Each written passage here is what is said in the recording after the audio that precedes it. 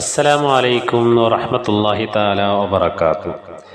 عن أبي هريرة رضي الله عنه أن رسول الله صلى الله عليه وسلم قال: ليس الشديد بالسرعة إنما الشديد الذي يملك نفسه عند الغضب. മുത്തഫഖ് അലൈഹി. ബഹുമാനപ്പെട്ട അബീ ഹുറൈറത്ത് റളിയല്ലാഹു അൻഹുവിനെ തൊട്ടുള്ളതായ ഹദീസാണ് ഓതി കേൾപ്പിച്ചിരിക്കുന്നത്. അന്ന റസൂലുള്ളാഹി സ്വല്ലല്ലാഹു അലൈഹി വസല്ലം, തീർച്ചയായും നബി സല്ലല്ലാഹു അലൈഹി വസല്ലമ തങ്ങൾ, ലൈസ ശദീദു ബിസ്സുറാത്ത്, ഏറ്റവും ധീരതയുള്ള മനുഷ്യൻ യുദ്ധം ചെയ്യുന്നവനല്ല, ഏറ്റവും ശക്തനായ മനുഷ്യൻ യുദ്ധം ചെയ്യുന്നവനല്ല.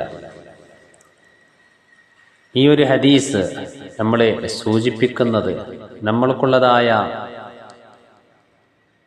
ഗാംഭീര്യം, നമ്മളുടെ പ്രൗഢി, നമ്മൾക്കുള്ളതായ കഴിവ് തെളിയിക്കുന്ന ആളുകൾ വ്യത്യസ്തമായ രീതിയിലുണ്ട്. ഭൂമി ലോകത്ത് വെച്ചുകൊണ്ട് ഒരു മനുഷ്യൻ അദ്ദേഹം വലിയ ശക്തനാണ്, എല്ലാ വിഷയത്തിലും നല്ല കഴിവുള്ളവനാണ് എന്ന സ്ഥാനങ്ങളും വലിയ പേരുകളും ലഭിക്കാൻ വേണ്ടിയും പല പ്രവർത്തനങ്ങളും ചെയ്യാറുണ്ട്. യഥാർത്ഥത്തിൽ ഇവിടെ ആരാണ് ശക്തനാകുന്നത്? യുദ്ധം ചെയ്തുകൊണ്ട് ശത്രുക്കളോട് യുദ്ധം ചെയ്തിട്ട് വിജയിക്കുന്നവനാണോ? അല്ലെങ്കിൽ മറ്റുള്ള ജനങ്ങളെ ആക്രമിച്ചുകൊണ്ട് അദ്ദേഹത്തിൻ്റെ കഴിവ് നേടിയെടുക്കുന്നവനാണോ?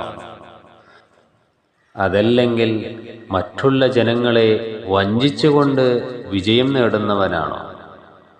എന്നാൽ എൻ്റെ പ്രിയപ്പെട്ട മുഅ്മിനീങ്ങളെ, ഹബീബായ മുഹമ്മദ് റസൂലുള്ളാഹി സ്വല്ലല്ലാഹു അലൈഹി വസല്ലമ തങ്ങൾ പറയുകയാണ്, ലൈസ ശദീദു ബിസ്സുർഅ, ഏറ്റവും വലിയ ശക്തൻ അദ്ദേഹം യുദ്ധം ചെയ്യുന്നവനല്ല. ഇവിടെ യുദ്ധം ചെയ്യുക എന്നുള്ളതായ പ്രയോഗം കൊണ്ടുവരാൻ കാരണം, ഒരു മനുഷ്യൻ അദ്ദേഹത്തിൻ്റെ ശാരീരികമായിട്ടുള്ളതായ കഴിവ് നേടിയെടുക്കുന്നത് യുദ്ധം ചെയ്തുകൊണ്ട് വിജയിക്കുക എന്നുള്ളതാണ്.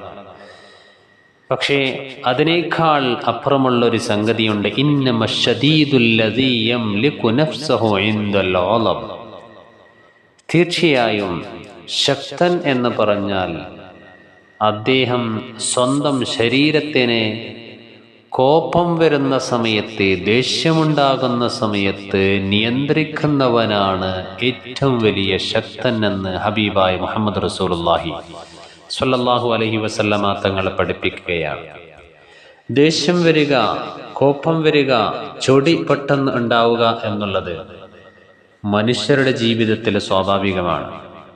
വീട്ടിൽ ഒന്നിച്ച് ഭാര്യയും ഭർത്താക്കന്മാർ താമസിക്കുന്ന സമയത്ത് ഏതെങ്കിലും ഒരു വിഷയത്തിൽ പെട്ടെന്ന് ദേഷ്യമുണ്ടാകും. ആ ദേഷ്യത്തിൻ്റെ അടിസ്ഥാനത്തിൽ പല വാക്കുകളും അങ്ങോട്ടും ഇങ്ങോട്ടും പറയുന്ന ചില സാഹചര്യങ്ങൾ ഉണ്ടായേക്കാം. അത്തരത്തിലുള്ളതായ സന്ദർഭത്തിലാണ് നമ്മൾക്കുള്ള ശരീരത്തിനെ നമ്മൾ പിടിച്ചു നിർത്തേണ്ടത്. ദേഷ്യം വന്നു കഴിഞ്ഞാൽ പിന്നെ നിയന്ത്രണം വിടാൻ സാധ്യതയുണ്ട്. അതുമൂലം പല വാക്കുകളും പല പ്രവർത്തനങ്ങളും അവിടെ വന്നേക്കാം. ആ സമയത്ത് നമ്മൾക്കുള്ളതായ ശരീരത്തിനെ നിയന്ത്രിച്ച് നിൽക്കുക എന്നുള്ളതാണ് ഏറ്റവും പ്രധാനമായി നമ്മൾ ചെയ്യേണ്ടത്.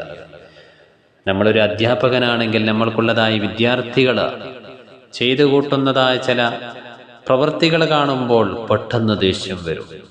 ആ സമയത്തും അധ്യാപകർ എന്ത് ചെയ്യണം? ക്ഷമശീലരായിക്കൊണ്ട് ആ ഒരു ദേഷ്യത്തിനെ പിടിച്ചു നിർത്താനുള്ളതായ കഴിവ് ഉണ്ടാക്കിയെടുക്കണം. അയൽവാസികൾ അവർക്കുള്ളതായ ചില പ്രവർത്തനങ്ങൾ കാണുമ്പോൾ നമ്മൾക്ക് ദേഷ്യം വന്നേക്കാം. ബസ്സിൽ യാത്ര ചെയ്യുന്ന സമയത്ത്, ട്രെയിനിൽ യാത്ര ചെയ്യുന്ന സമയത്ത് നമ്മൾക്ക് ഇരിക്കാൻ സീറ്റില്ല. ആ സീറ്റില്ലാതിരിക്കുന്ന സമയത്ത് നമ്മൾ പല ആളുകളോടും വാക്കുകളായി, തർക്കങ്ങളായി, അങ്ങനെയുള്ള സാഹചര്യത്തിൽ ദേഷ്യങ്ങൾ വരാറുണ്ട്. അപ്പോൾ നമ്മൾക്ക് പിടിച്ചു നിൽക്കാൻ കഴിയണം. നമ്മളുടെ വീട്ടിലുള്ളതായ കുഞ്ഞുമക്കൾ ഉപദ്രവിക്കുന്ന സമയത്ത് വീട്ടിൽ പല വസ്തുക്കളും പൊളിച്ചിടുക, വലിച്ചെറിയുക, ഇങ്ങനെയുള്ള പ്രവർത്തനങ്ങൾ കാണുമ്പോൾ വല്ലാത്ത ദേഷ്യം നമ്മൾക്ക് വരാറുണ്ട്. ആ സമയത്തും നമ്മൾക്ക് അതിനെ നിയന്ത്രിക്കാനുള്ളതായ കഴിവ് ഉണ്ടാവുക എന്നുള്ളതാണ് ഒരു മനുഷ്യൻ്റെ ഏറ്റവും അദ്ദേഹത്തിൻ്റെ ഒരു ഗാംഭീര്യം, അദ്ദേഹത്തിൻ്റെ ശക്തി നമ്മൾക്ക് തെളിയിക്കാൻ കഴിയുന്നത്. അല്ലാതെ മറ്റുള്ളതായ യുദ്ധങ്ങൾ ചെയ്തുകൊണ്ടോ മറ്റുള്ള പ്രവർത്തനങ്ങൾ ചെയ്തുകൊണ്ടോ അല്ല, മറിച്ച് ദേഷ്യം വരുന്ന സമയത്ത് ക്ഷമാശീലരായി അതിനെ കൈകാര്യം ചെയ്യാൻ, നിയന്ത്രിക്കാനുള്ളതായ ഒരു കഴിവ് നേടിയെടുക്കുക എന്നുള്ളതാണ് ഹബീബായ മുഹമ്മദ് റസൂലുള്ളാഹി സ്വല്ലല്ലാഹു അലൈഹി വസല്ലമ തങ്ങൾ ഈ ഒരു ഹദീസിലൂടെ നമ്മൾക്ക് പഠിപ്പിച്ചു തരുന്നത്. അതുകൊണ്ട് തന്നെ നബി സല്ലല്ലാഹു അലൈഹി വസല്ലമ തങ്ങളുടെ ഹദീസുകൾ നന്നായി മനസ്സിലാക്കാനും പാഠം ഉൾക്കൊള്ളാനും ജീവിതത്തിൽ പ്രാവർത്തികമാക്കാനും അല്ലാഹു തആല തൗഫീഖ് നൽകി അനുഗ്രഹിക്കട്ടെ. ആമീൻ യാ റബ്ബൽ ആലമീൻ.